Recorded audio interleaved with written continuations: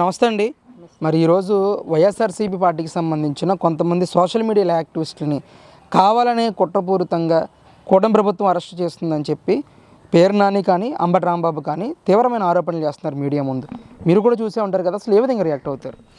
ఏమండి, 5 సంవత్సరాల పరిపాలనలో మహిళల్ని ఎంత హింస పెట్టింది సోషల్ మీడియా గమనించలేదా? అప్పుడు అమరావతి రైతులందరూ కూడా, మహిళలందరూ కూడా బయటకు వచ్చి అమరావతి కోసం క్యాపిటల్ అమరావతినే ఇవ్వాలని చెప్పేసి మరి ఎంతో దైవకంగా తిరుపతి వెళ్తూ కూడా కాలినడకన తిరుపతి వెళ్తూ ఉంటే అమరావతి మహిళల మీద వెళ్ళేటప్పుడేమో కాలినడకతో వెళ్ళారు, వచ్చేటప్పుడు కడుపుతో వస్తారని చెప్పేసి ఈ బొర్ర రవీంద్ర ఎంత సోషల్ మీడియాలో మహిళల్ని ఎంత కించపరిచి మాట్లాడింది, మహిళల మనోభావాలు ఎలా దెబ్బతీసింది ప్రజలందరూ గమనించలేదని వీళ్ళు అపోహపడుతున్నారు. అలాగే ఇప్పుడు ఈ భారతీ పిఏ బొర్ర రవీంద్ర మరి ఆ రోజున సొంత పిఏ భారతీకి పిఏ అయ్యుండి ఈ సునీతమ్మ మీద కానీ లేదా శర్మిలమ్మ మీద కానీ విజయమ్మ మీద కానీ ఎన్ని కౌంటర్లు ఇచ్చారండి. ఎంత అసభ్యంగా మాట్లాడాడు. అసలు షర్మిలమ్మ రాజశేఖర్కే పుట్టిందా అని చెప్పేసి విజయమ్మని అడిగి తెలుసుకోవాలని చెప్పేసి అన్న తీరుని మేము ఎప్పుడు గమనించలేదు అనుకుంటున్నారా?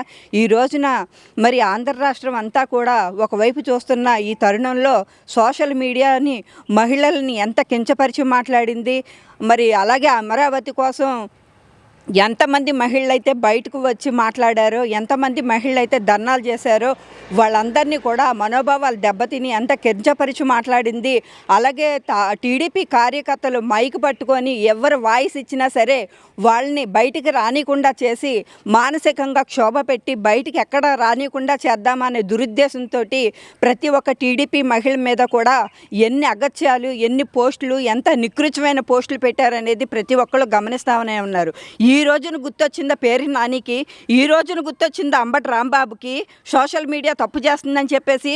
మీరు ఈ 5 సంవత్సరాల్లో చేసిన పని ఏంటని మేము నిలదీసి అడుగుతున్నాము. ఎంతమంది మహిళలు బలైపోయారు, ఎన్ని అత్యాచారాలకు గురయ్యారు మహిళలు. అప్పుడు మీరేమయ్యారు? లా అండ్ ఆర్డర్ ఏమైంది? ఈ రోజున పోలీసులు టీడీపీకి అనుగుణంగా వర్క్ చేస్తున్నారని చెప్పేసి మీరు అంటున్నారు. ఆ 5 సంవత్సరాల్లో టీడీపీకి అపోజిషన్లో ఉన్నప్పుడు మరి 5 సంవత్సరాల పరిపాలనలో పోలీసులను ఎలా వాడుకున్నారు? జగన్మోహన్ రెడ్డి వెళ్తుంటే పరదాలు కట్టడానికే పోలీసులను వాడుకున్నారు. అలాగే మా టీడీపీ కార్యకర్తలు కానీ లీడర్లు కానీ బందోబస్తులకి వాళ్ళు ఎక్కడ బయటకు వస్తారు అని చెప్పేసి హౌస్ అరెస్టులు చేయడానికి కానీ బందోబస్తులు చేయడానికి కానీ పోలీసులను వాడుకున్నారు. ఈ రోజున పోలీస్ డిపార్ట్మెంట్ అంతా ఒక్కటే అంటుంది, ఈ 5 సంవత్సరాల్లో మేమేం కోల్పోయామో మాకు తెలుస్తుంది, మేమేమి లా అండ్ ఆర్డర్ని చేయలేకపోయాము, మా విధులు కూడా కర్తవ్యం కూడా నిర్వహించలేకపోయామని చెప్పేసి 2 చేతులు ఎత్తి దండం పెడుతుంది.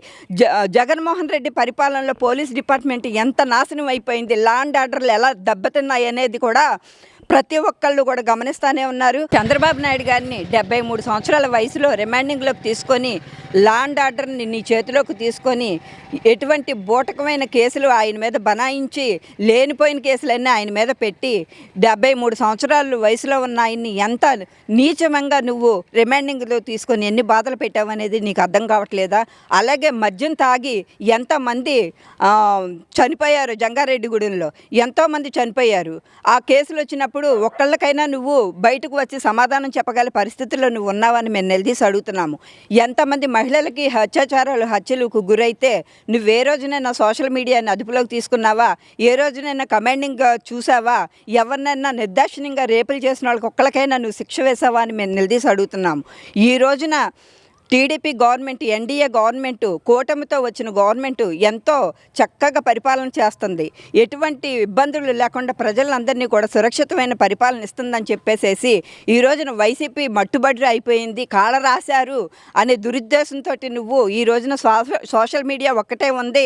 ఈ నలుగురు ఉన్న లీడర్స్నైనా సరే సోషల్ మీడియాలో అప్పుడప్పుడు కనిపిస్తూ ఉంటే కనీసం వైసీపీ గవర్నమెంట్ బ్రతుకుంది అని చెప్పేసి అయినా ప్రజల్లో గుర్తు తెచ్చుకుంటారని చెప్పేసి నువ్వు విధంగా రాజకీయ దురుద్దేశంతో చేస్తున్నావు.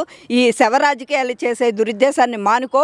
ఇక నుంచి అయినా సరే ఇంకొకసారి కనుక ఇటువంటి వ్యాఖ్యలు నువ్వు మీడియా పరంగా చేసావంటే మాత్రం ప్రజలందరూ కూడా నేను చెప్పు తీసుకొని కొట్టే రోజులు దగ్గరలో ఉన్నాయని తెలియజేస్తున్నాము.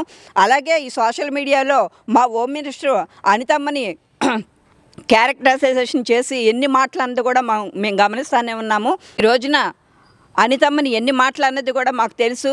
మేము ఎన్ని ధర్నాలు చేసింది అనితమ్మని మాట్లాడినప్పుడు, మేము రోడ్లకి ఎన్ని ధర్నాలు చేసింది, అలాగే అనితమ్మ ఎంత క్షోభ పడింది కూడా మాకు అందరికీ తెలుసు. ఆ రోజున సోషల్ మీడియాలో మీకు గుర్తు రాలేదా?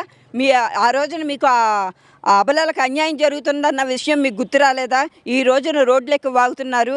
ఇదే చెప్తున్నాను, సోషల్ మీడియా పరంగా ఎక్కడున్నా సరే, ఎవరున్నా సరే, ఆడపిల్లల మీద కానీ ఆడవాళ్ళ మీద కానీ ఎటువంటి బూతు రామాయణాలు చేసినా సరే వాళ్ళని తీసుకువచ్చి స్పెషల్ యాక్ట్ అనేది క్రియేట్ చేసి, ఇప్పుడు ఎన్డీఏ కూటమి పవన్ కళ్యాణ్ గారు కానీ అలాగే చంద్రబాబు నాయుడు గారు కానీ వీళ్ళందరూ కూడా అలా ఒక యాక్ట్ అనేది తీసుకువచ్చి ఆడపిల్లలకి సోషల్ మీడియా పరంగా ఎటువంటి ఇబ్బందులకు గురి చేసినా సరే, వాళ్ళు ఎక్కడ సముద్రాలు దాగున్నా సరే వాళ్ళందరినీ కూడా లాక్కొచ్చి యాక్ట్ చట్టపరంగా శిక్ష వేయటానికి సిద్ధంగా ఉన్నామని తెలియజేస్తున్నాం. అంటే జగన్మోహన్ రెడ్డి గారు ఎందుకు అసెంబ్లీకి రావట్లేదని అంటారు అసలు? ఏమండి, జగన్మోహన్ రెడ్డి అసెంబ్లీకి రావడానికి మొహం ఎలా చెల్లిద్ది? ఎందుకంటే తను చేసిన దారుణమైన పరిపాలన ఎవరు నిలదీసి అడుగుతారో, ఎటువంటి శిక్షలకు గురవుతానో, వాళ్ళు వేసే ప్రశ్నలకు కూడా సమాధానం చెప్పలేని పరిస్థితుల్లో నేను ఉంటానేమోనని ఆయనకు అసలు మాట్లాడటమే చేతకాక దొంగతనంగా దొడ్డిదారిని ఉంటున్నాడని చెప్పేసి తెలియజేస్తున్నమాట. అంటే ఒకవైపు ఆయన చీకటి పాలన జరుగుతుంది, చీకటి రోజుల్లో ఉన్నాం మనం అని చెప్పడం కానీ, పూర్తి స్థాయిలో వ్యతిరేకత వచ్చేస్తుందని చెప్పడం కానీ ఎలా అనిపిస్తుంది వ్యాఖ్యలు వింటా ఉన్నప్పుడు జగన్ దగ్గర నుంచి? ఏమంటే పూర్తిగా ప్రజల్లో వ్యతిరేకత వచ్చింది. ఈ రోజున వైసీపీ ప్రభుత్వం అంటేనే కాళ్ళ రాసే తీరునైతే ప్రజలందరూ గమనిస్తూనే ఉన్నారు. 11 సీట్లు ఇచ్చి జగన్మోహన్ రెడ్డిని తరిమి కొట్టిన పాలన ప్రజలందరిలోనూ గమనిస్తూనే ఉన్నారు. అందుకనే ముఖం చెల్లక జగన్మోహన్ రెడ్డి తల దాచుకొని దొడ్డిదారి నుంచి అసెంబ్లీకి కూడా రాక దొడ్డిదారి నుంచి పరిగెడుతున్న సంగతి అందరికీ తెలుస్తూనే ఉంది. ఎలా ఉందండి అసలు కూటమి ప్రభుత్వం మీద పబ్లిక్ ఏమనుకుంటా ఉన్నారు? అసలు ఎలా ఉంది పరిపాలన? ఇప్పుడు ఎన్డీఏ ప్రభుత్వం అనేది సురక్షితమైన పరిపాలన అని చెప్పేసి ఆంధ్ర రాష్ట్ర ప్రజలందరూ గమనిస్తూనే ఉన్నారు. ఈ రోజున ఎక్కడ చూసినా సరే ఆడపిల్లలకి అగత్యాలు కానీ, ఎటువంటి ఇబ్బందులు కానీ, ఇరుకులు కానీ ఏమీ లేవు. పైపచ్చి ఇంకోటి ఏంటంటే, గంజాయిని 100 రోజుల్లోనే లోకేష్ బాబు గారు చెక్ పెట్టారు. గంజాయి కూడా ఎక్కడా కనబడతలేదు. ఎందుకంటే డిపార్ట్మెంట్ మొత్తం ఎలక్ట్ అయ్యింది, అధికారులందరినీ కూడా సిద్ధం చేసి ఉంచారు. ఎటువంటి పరిస్థితుల్లో లాండ్ ఆర్డర్ని ఎవరైనా సరే అధిగమించినా వాళ్ళ మీద వెంటనే చర్యలు తీసుకొని, ఎందుకంటే ప్రజలు ఆంధ్ర రాష్ట్ర ప్రజలందరూ కూడా సురక్షితమైన పరిపాలనలో ఉండాలి, సురక్షితంగా ఉండాలి. ముఖ్యంగా ఉద్యోగం చేసుకొని చదువుకుని బయటకు వచ్చే ఆడపిల్లలు ఎన్ని సమస్యలకు గురయ్యారు వైసీపీ ప్రభుత్వంలో ప్రతి ఒక్కళ్ళు కూడా తెలుసు. ఈ రోజున నిర్భయంగా ఆడపిల్లలు బయటకు వచ్చి ఉద్యోగం చేసుకుని సురక్షితంగా ఇంటికి వెళ్తున్నారు. ప్రతి ఒక్క ఆడపిల్ల కలన తల్లిదండ్రులు కూడా గుండె మీద చేతులు వేసుకొని నిద్రపోతున్నారని చెప్పి అందరూ ప్రతి ఒక్కళ్ళు అనుకుంటున్నారు. ఈ రౌడీ పరిపాలనకు మట్టుబట్టారు ప్రజలందరూ కూడా. ఇక నుంచి కూడా ఎక్కడ ఆంధ్ర రాష్ట్ర ప్రజలు కూడా, ఆంధ్ర రాష్ట్రంలో కాదు ఇతర రాష్ట్రాల్లో కూడా జగన్మోహన్ రెడ్డి అనే పేరు కూడా ఎక్కడ వినబడటానికి వీల్లేదు అన్నమాట.